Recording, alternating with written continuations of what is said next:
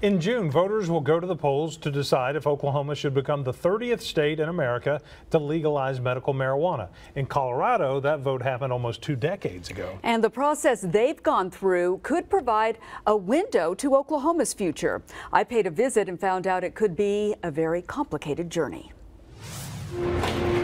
With production capabilities of 3.5 tons of dried marijuana buds a year, money does grow on trees.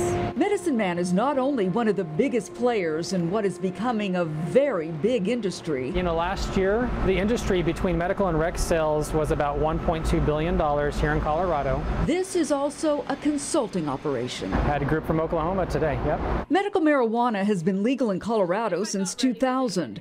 Over the years, the state has refined its procedures and now serves as a nationwide model, not just for people trying to get into the industry, but also those who will regulate it. We've had senators, we've had state representatives come in, we've had governors come through. What they find at Medicine Man is a painstaking process where plants are tracked every step of the way, from seedlings to the first transplant. So these would probably be 3 to 4 weeks old by this time. And on into the primary grow house. We're just simulating Mother Nature. Every plant carries a tag required by the state of Colorado that marks its individual progress with a radio frequency. And they're about 45 cents a tag, so it's a whole separate revenue stream to the state.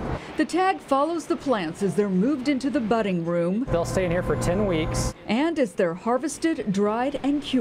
But this is the way the state will always know how much inventory we have, where specific plants are located, and where they're moving. But as complicated as tracking hundreds of thousands of individual plants can be, it's just the beginning. All of this product has to be sent away for testing before it goes to production facilities and is finally ready for sale. And because federal law prohibits marijuana crossing state lines, every bit of it has to be done right here in Oklahoma.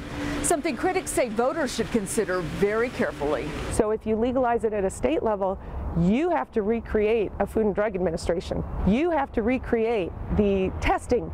You have to recreate the safety parameters. Rachel O'Brien is with a group called Smart Colorado, which works to keep marijuana out of the hands of minors and tries to help other states understand the potential pitfalls of opening the door to the marijuana industry. The state has to be prepared to create an entire drug industry, right, from scratch, because the federal government is not doing that. In Colorado, that drug industry has created thousands of jobs and millions of dollars in tax revenue. They've used that for, you know, the fire department, infrastructure, police, schools. It's been very good for the state. But having watched the efforts of other states, Mark Harville admits getting to that point isn't easy. Well, lawmakers can make or break any state program, and I've seen it happen in some states.